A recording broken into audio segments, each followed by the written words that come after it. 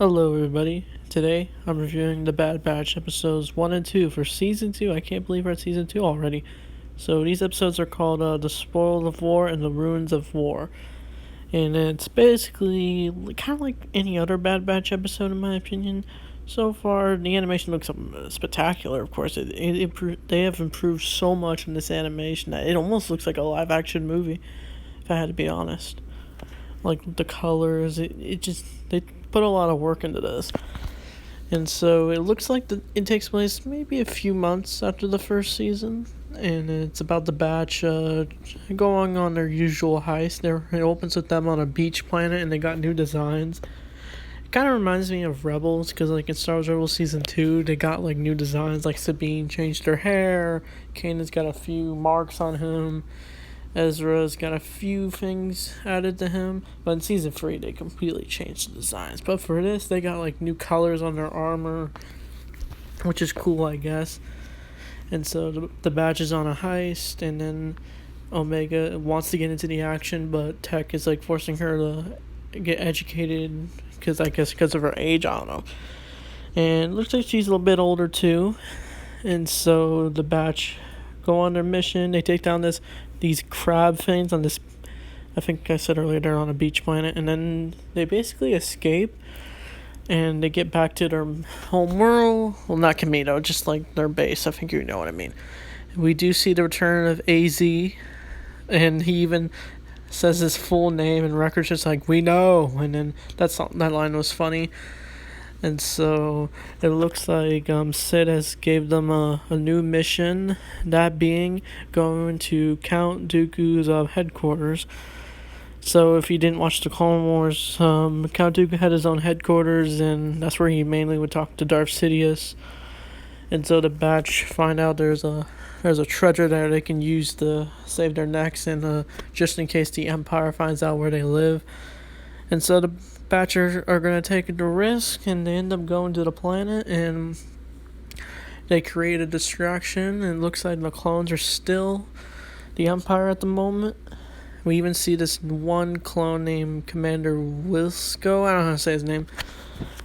So the Batch then destroy a bunch of ships. They sneak into a cargo ship, and I think Echo, Tech, and Omega end up getting lost in this cargo ship, and the Batch had to rescue them. But when while they're in the goose chase, they all fall out of the cargo ship, and that's where it leads to the next episode, where it's kind of just about survival.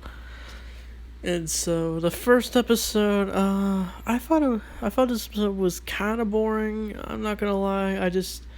It kind of just felt like a typical Bad Batch episode. I wouldn't say I hated it. I just felt like it could have been a little more exciting. But the second episode, I think, is an improvement. So they're trying to survive, and I think Tech ends up injuring himself while in the cargo, and they end up having to leave the cargo behind. And then they end up meeting this old fella. I don't know his name. I have to look it up. And so he helps them find shelter for a bit. But then Omega sees a rope.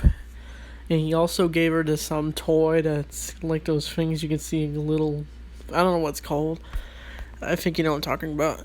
And it's like a telescope thing. And so Omega also finds a rope, and she decides to go back to the cargo and take it so they can have enough money to survive.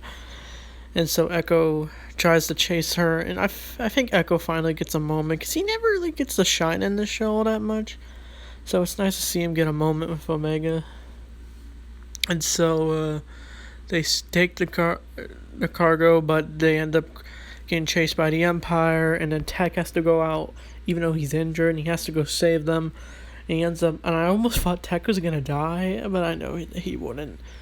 I just knew deep down he wouldn't die. And so the Batch end up saving all of them, and this one moment, Echo tells Omega to just let go of the treasure, and Omega's like, it's important, but Tech's just like, just let it go. And so she does. It reminds me of Indiana Jones, like in the scene of The Last Crusade where Indy tries to steal the take the thing they've been looking for out the movie, the cup of Christ, I'm pretty sure, and then Indy's dad is just like, Indiana, let it go.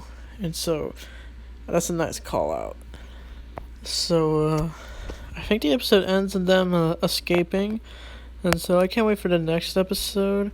Oh, by the way, that one commander who was chasing them, he finds out it's the Bad Batch since they thought they died in Kamino, but no, they're alive. And he tells that one admiral that they're alive. But then he doesn't want to get in trouble by Grand Admiral Tarkin. And so, Moff Tarkin. And then Moff, he instead shoots the clone, Commander Wilco. And I thought, damn, that's cold.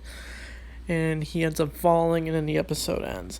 So this episode was a lot more exciting, more intense. The action wasn't as slow as like the last episode. So I'd rate this episode a 7 out of 10. So tell me, what do you think of the Bad Batch episodes 1 and 2? And thanks for watching, and may the force be with you always.